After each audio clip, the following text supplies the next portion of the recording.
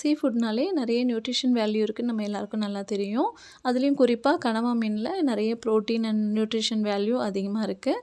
இது தன்னால் சாப்பிட பழகுன சின்ன குழந்தைங்கள்லேருந்து வயசானவங்க வரைக்கும் எல்லாருமே ஈஸியாக சாப்பிட முடியும். ஏன்னா இது வந்து க்ளீன் பண்ணதுக்கப்புறமா ப்ரானில் எப்படி எலும்பும் முள்ளும் இல்லாமல் நமக்கு இருக்கோ அந்த மாதிரி இது ஒரு நல்ல ஒரு மீட் கிடைக்கும். அதனால் சாப்பிடவும் ஈஸியாக இருக்கும். மீனில் இருக்க மாதிரி முள் இல்லாமல். முக்கியமாக இதில் நிறைய நியூட்ரிஷன் வேல்யூ இருக்கிறதுனால குழந்தைங்களுக்கு நம்ம அடிக்கடி கொடுக்குறதும் நல்லது. ஆனால் க்ளீன் பண்ணுறது ரொம்பவே அவசியம். அதோட நேச்சர் ஸ்மெல் இல்லாமல் நல்லா அந்த கருப்போட இது வரும். அதெல்லாம் எடுத்துட்டு ப்ராப்பராக பண்ணணும். அதுக்கான வீடியோ நான் கண்டிப்பாக இன்னொரு நாள் அப்லோட் பண்ணுறேன். இப்போது ஒரு பாத்திரத்தில் நம்ம க்ளீன் பண்ண கனவாவெல்லாம் எடுத்து வச்சுட்டு தனியாக இன்னொரு பாத்திரத்தில் கொஞ்சமாக எண்ணெய் விட்டு கடுகு, சீரகம், சோம்பு போட்டு தாளிச்சிட்டு பூண்டு, சின்ன வெங்காயம் சேர்த்து நல்லா வதக்கிட்டு கொஞ்சமாக உப்பு சேர்த்துக்கலாம். சீ ஃபுட்னாலே அதில் கொஞ்சம் ஆல்ரெடி உப்பு தன்மை அதிகமாக இருக்கும். அதனால் உப்பு ரொம்ப குறைவாக சேர்த்துக்கணும்.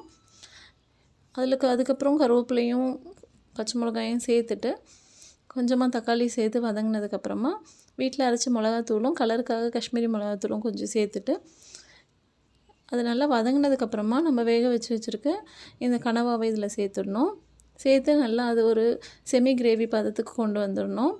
இது ரொம்ப மீன் குழம்பு மாதிரி செஞ்சோன்னா சாப்பிட அந்தளவுக்கு டேஸ்டியாக இருக்காது. இது ஒரு ப்ரான் தொக்கு பண்ணுற மாதிரி பண்ணும்போது சாப்பிட ரொம்ப நல்லாயிருக்கும். இது சாப்பாடு, வெள்ளை சோறு, அப்புறம் தோசை, இட்லி இந்த மாதிரியான இதுக்கெலாம் சாப்பிட்றதுக்கு நல்லாவே மேட்சாக இருக்கும்.